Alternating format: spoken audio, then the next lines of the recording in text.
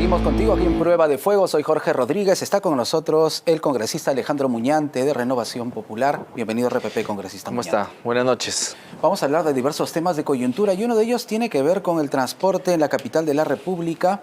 Se ha suspendido el cobro de peajes de la ruta precisamente de Lima en la zona de Conchán. Sí. Usted ha seguido muy de cerca este tema. Bueno, sí. ¿Qué nos podría decir al respecto? Bueno, esto es una seguidilla de, creo que, de actos que reivindican, ¿no es cierto?, los derechos fundamentales de los vecinos de Lima y de todo el Perú en realidad, porque todo el mundo viene a Lima cuando viaja, cuando no pasa por la zona de la Panamericana. Evidentemente esto beneficia a todo el país, ¿no? Y es un tema que creo que ya se veía venir a raíz justamente del precedente que dejó las rutas de Lima del caso Puente Piedra, ¿no? Sí, Entonces, claro. bajo la misma razón y el mismo derecho, ahora se ha resuelto el caso de Conchán. Ojalá que la misma suerte sigan los demás peajes de la capital y por qué no decir de algunas ciudades. Por ejemplo, ¿no?, cuando uno viaja a la ciudad de Ica, uno pasa por 4 peajes. Sí, ¿no? claro. Uno paga 50 soles de ida y 50 soles de venida. O cuando uno viaja al norte también, hay Igualito, un número de peajes. Igualito, entonces se está afectando evidentemente el derecho a la libertad de tránsito y otros derechos más que bien han reconocido tanto el Tribunal Constitucional en el caso de Lima Norte y en esta oportunidad ha sido una sala del Poder Judicial, ¿no? Pero ¿qué se ha planteado mal con relación a los peajes? Que es un procedimiento que se venía siguiendo desde hace mucho tiempo en el Perú. ¿Dónde está la falla? Bueno, desde la celebración de los contratos de los peajes sabemos que se hicieron adendas, ¿no? Sabemos que también a la señora Susana Villarán, exalcaldesa de Lima, y realizó gestiones, hoy ya se saben que fueron producto de la corrupción, ¿no es cierto? Entonces, de hecho, que Susana Villarán está a punto de ser probablemente sentenciada. Ojalá, ¿no? Ya pasó bastante tiempo, ¿no? Entonces uno se pregunta por qué para unos casos la justicia es bastante rápida y para otros casos, como el de la señora Susana Villarán, pues se han demorado la vida, ¿no? Claro, uno podrá decir han habido dilaciones, documentos que no se han presentado, argucias legales, pero bueno, finalmente la justicia tarda pero llega y la señora Villarán va a someterse a juicio. Pero justamente una de las cosas que hoy pagamos todavía los peruanos, producto de la gestión corrupta, ¿no?, que ella mismo confesó en un medio de comunicación, son los peajes, ¿no? Pero gracias a Dios, la acción conjunta, ¿no?, entre los vecinos organizados, la Municipalidad de Lima, también el ingeniero Rafael López Aliaga, que ha tenido un papel fundamental en estas decisiones, hoy ya los vecinos pues pueden de una u otra manera encontrar cierta justicia después de años de haber sido sometidos a este abuso, ¿no? Con todo lo que ya se conoce para usted, ¿Susana Villarán debe ser sentenciada? ¿Debe ser yo condenada? creo que sí, ella misma reconoció su delito, ¿no? Ella intentó de una u otra manera justificarse, pero aceptó públicamente que recibió coimas porque ella en ese momento era una autoridad y ella aceptó, ¿no?, que recibió dinero a cambio de concesiones, ¿no?, justamente para evitar la revocatoria y su campaña electoral. Así que, no, la señora Susana Villarán hace tiempo ya debió haber sido sentenciada, ¿no? Y justamente una de las cosas que genera esta sensación de impunidad en nuestro país es ver a estas personas que públicamente han confesado sus delitos estar pues bañándose en una piscina, ¿no?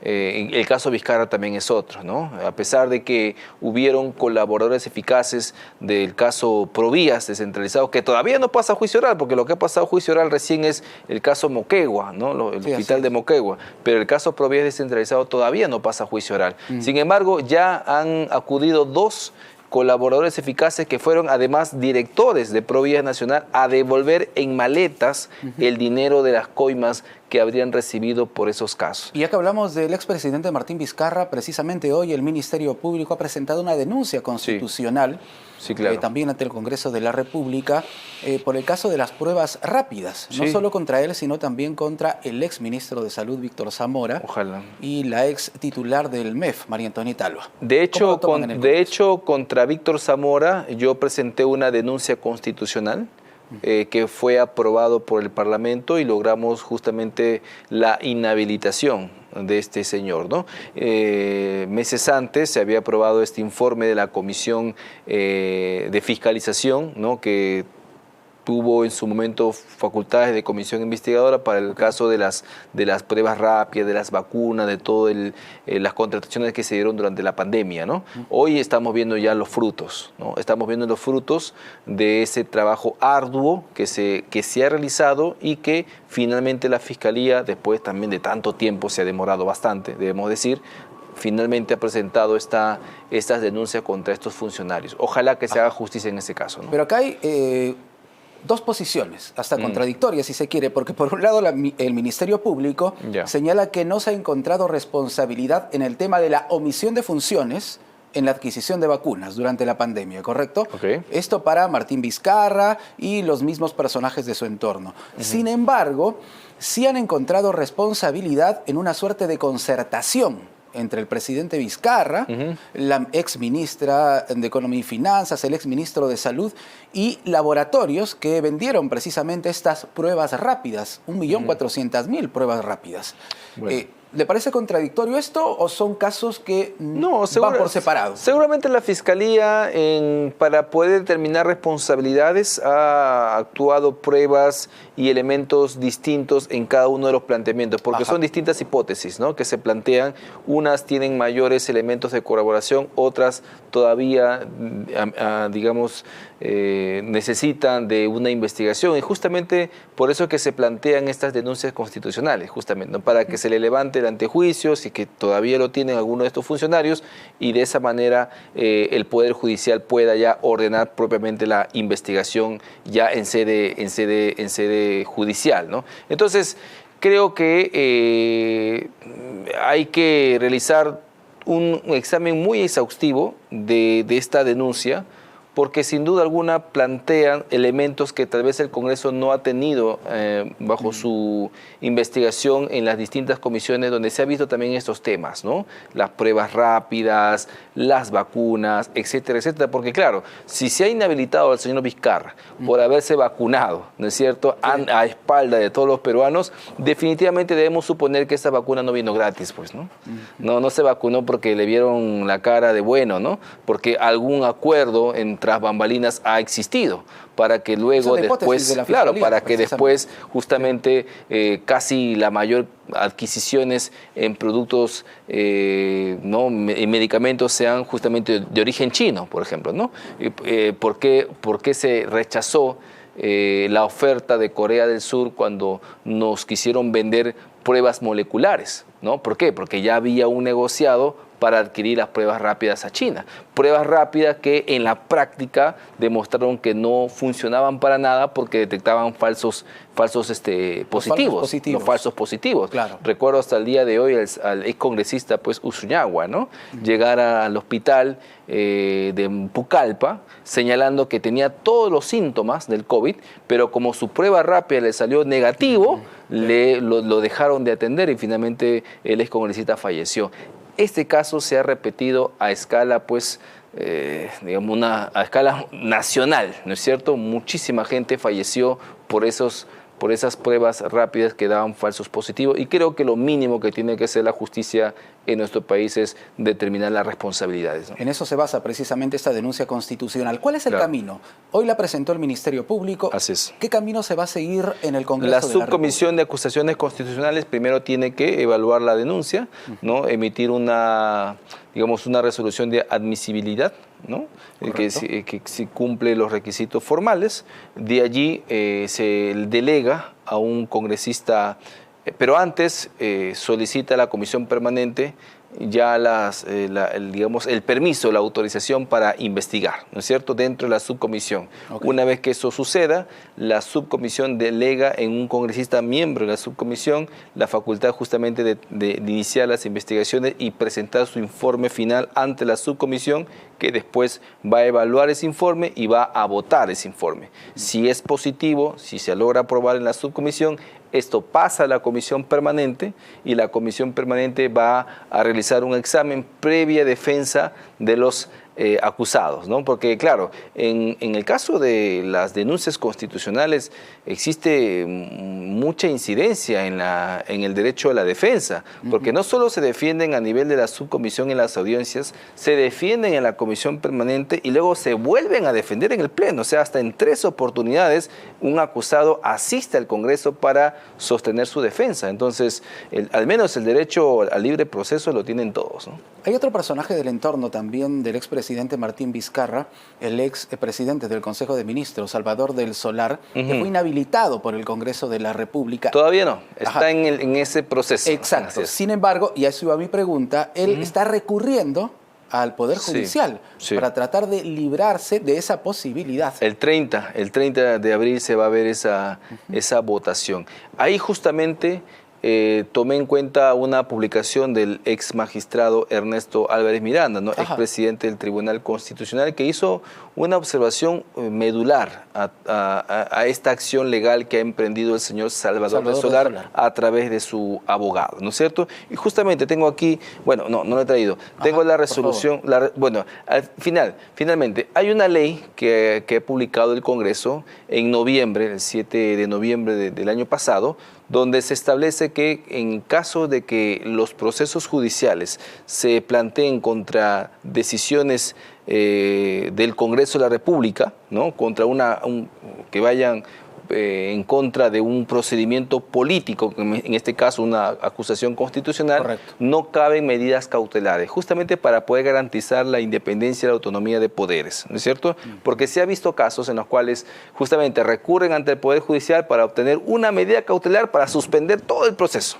Claro. Pasó con el señor Salas Arenas, ¿no? A través de una medida cautelar suspendió la investigación que le estaba haciendo en su momento la subcomisión, luego ya el Tribunal Constitucional le enmendó la plana y finalmente el señor Salas Arenas está siendo investigado como corresponde. Para que quede claro, una medida cautelar no libra, ¿verdad?, al denunciado, correcto, del proceso, pero sí hace una pausa, claro, suspende que todo, le permite continuar con sus actividades. Suspende todo e incluso hasta podría caerse el caso, ¿no? Entonces, justamente pensando en eso, es que se publica esta ley, ¿no? Para que las medidas cautelares contra estas decisiones políticas, ¿no?, propios de un procedimiento interno del Parlamento no puedan verse afectados por una medida cautelar. En todo caso, tendrían que esperar a que el juez sentencie como corresponde para que recién en razón a esa resolución judicial el Congreso pueda acatar, porque finalmente es la decisión también autónomo de otro órgano del Estado, ¿no es cierto? Entonces, ¿qué ha sucedido? Esta ley ya salió en noviembre.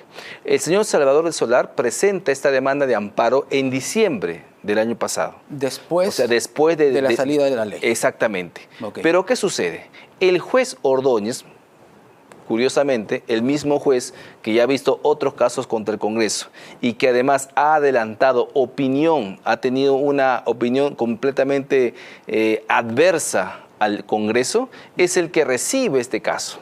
Pareciera pues un juicio estratégico, ¿no? Esta famosa ruleta que se practica en el Poder Judicial para que estos casos caigan precisamente en estos jueces que ya de una u otra manera han demostrado cierta imparcialidad contra el Congreso de la República. Entonces, este juez Ordóñez, al momento de emitir la resolución número 1, que es el admisorio, ¿no es cierto?, señala que la demanda ha sido presentada antes de la dación de la ley. O sea, en un claro acto, a mi juicio, de prevaricato. ¿Por qué? Porque la ley salió en noviembre, la demanda se presentó en diciembre, y en su resolución de admisión dice que esta demanda se presentó antes de la ley.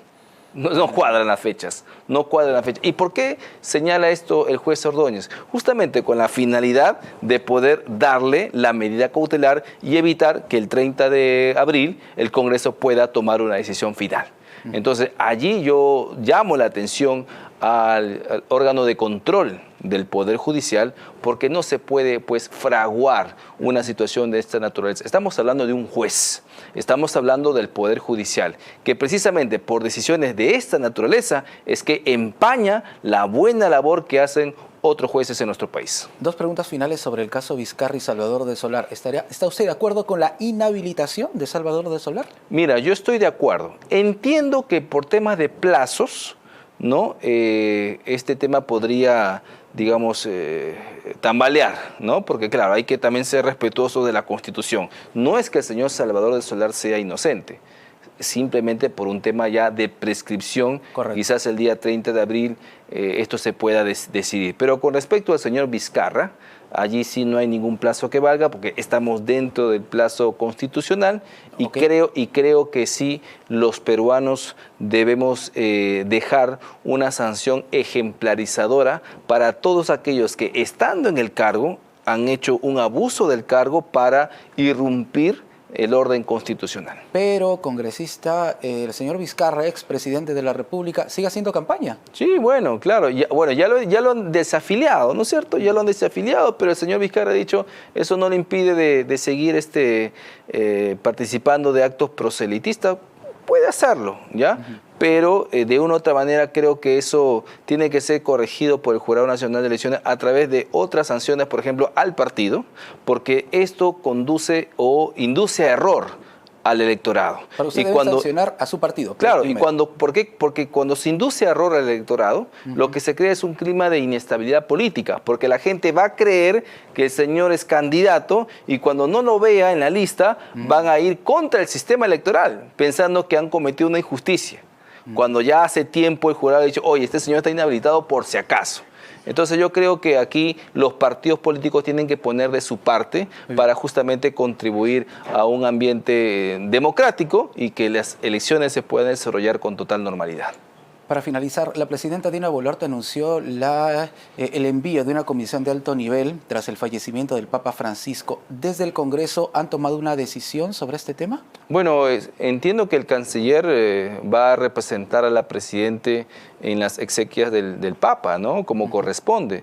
Ahora, no creo que la presidenta quiera ir, porque no creo que alcance los votos, al menos mi bancada, Renovación Popular, no aceptaría o no votaría a favor de un permiso para la presidenta, cuando bien podría ese papel asumirlo el canciller junto con una comitiva, ¿no? Entonces, si la presidenta quisiera ir a las exequias del Papa Francisco, de parte nuestra no Popular, tendría un voto favorable, no lo tendría. No le darían el permiso. Creo que estamos en una situación, digamos, donde este tipo de permisos no caería bien, ¿no? En medio de una creciente inseguridad ciudadana, yo creo que mal haría la presidenta de solicitar un permiso de esa naturaleza. Mejor que se enfoque en lo que los peruanos estamos ahorita esperando, que es política de mano dura contra la delincuencia, y que deje que más bien el canciller cumpla esa función, ¿no? ¿Habrá una delegación desde el Congreso de la República camino al Vaticano o no se ha planteado ese tema? No, si alguien desea ir, ¿no es cierto?, lo hará con su plata, ¿no? Porque no hay una invitación formal de parte del gobierno del Vaticano. Ahora sí lo hay, ya la mesa directiva tomará la decisión, ¿no? Pero para el caso de un congresista o de un parlamentario no necesita mayores permisos, más que la invitación oficial, ¿no? Pero en el caso de la presidenta sí, pues necesita ser aprobado por el Parlamento. Gracias por estar con nosotros. Gracias, muchas gracias. El congresista Alejandro Muñante, aquí en Prueba de